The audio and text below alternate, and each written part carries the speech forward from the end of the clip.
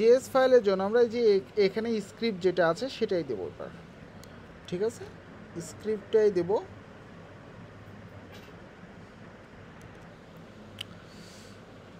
এখন এর নিচেই কিন্তু আমি দিচ্ছি, দেখেন এই হুকের ভিতরেই কিন্তু, ঠিক আছে, অন্য জায়গায় না। এটা স্টাইল সিএসএস, এটা JS. So script name suppose আমি এখানে দিলাম হচ্ছে ফার্স্ট স্ক্রিপ্ট।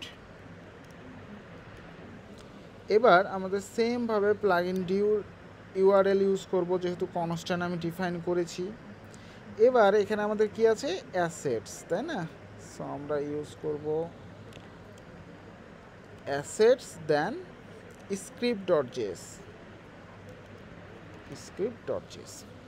আর এই জায়গাটায় এবার দেখেন ডিপেন্ডেন্সি কি হবে, আমাদের কিন্তু যে কোয়েরি নামের একটা অলরেডি ওয়ার্ডপ্রেসে থাকে, যে কোয়েরি কাজ করানোর জন্য, ঠিক আছে। সো অলওয়েজ এখানে যেটা করবেন, এখানে দেবেন যে কোয়েরি, কী দেবেন, যে কোয়েরি। তাহলে যে কোয়েরি ফাইলের নিচে কাজ করবে এটা।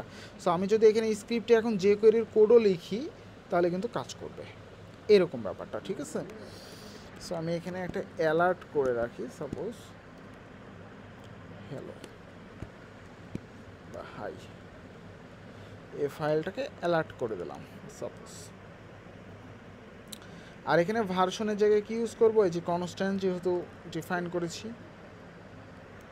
ওকে। আর এখানে ট্রু ফলস থাকলো, ট্রু আপাতত দেখাই যে কোথায় এটা ইনক্লুড হয়, ওকে। সো এবার রিলোড দেন, দেখেন আমার কিন্তু হাই চলে আসছে, মানে আমার ফাইলটা ইনক্লুড হয়ে গেছে অলরেডি, ঠিক আছে, ওকে করেন। এবার আমি ভিউ সোর্সে আবার যাব, এখান থেকে যে দেখবেন যে ফাইলটা কোথায় আছে। হ্যাঁ, অলওয়েজ সার্চ দেবেন, যে ওই নামটা যেটা দিয়ে দিচ্ছেন ফার্স্ট স্ক্রিপ্ট দিয়ে লিখেছি, এই যে দেখেন ফার্স্ট স্ক্রিপ্ট, দেখেন এটা কিন্তু নিচে চলে আসছে। এবং যে কোয়েরি ফাইলের উপরে আপনি যদি এখানে যে কোয়েরি দেখেন, যে কোয়েরিটা উপরে আছে, যে কোয়েরি লিখে সার্চ দেন, এই যে দেখেন যে কোয়েরি, এই যে কোয়েরি ফাইল, ঠিক আছে। সো এটার নিচেই ওটা আমাদের অ্যাড হয়েছে, নিচে একদম ফুটার অ্যাড হয়েছে।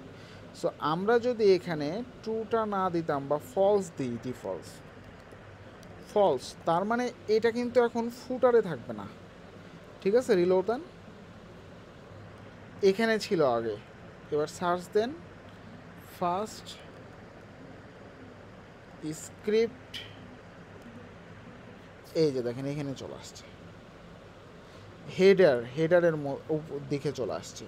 এটা কিন্তু আমার নিচে ছিল, এই যে এখানে ছিল, ঠিক আছে। এটা কিন্তু এখন এই উপরে আসছে, উপরে দেখছেন।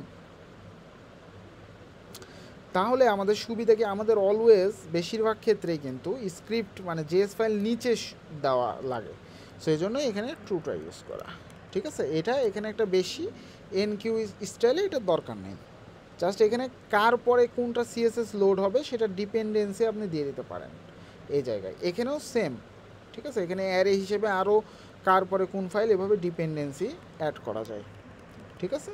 সো আমরা সিম্পলি দুইটা ফাংশনের মাধ্যমে, একটাতে স্টাইল এবং আরেকটাতে হচ্ছে স্ক্রিপ্ট ফাইল কীভাবে লোড করতে হয় সেটা শিখে গেলাম এইভাবে, ঠিক আছে।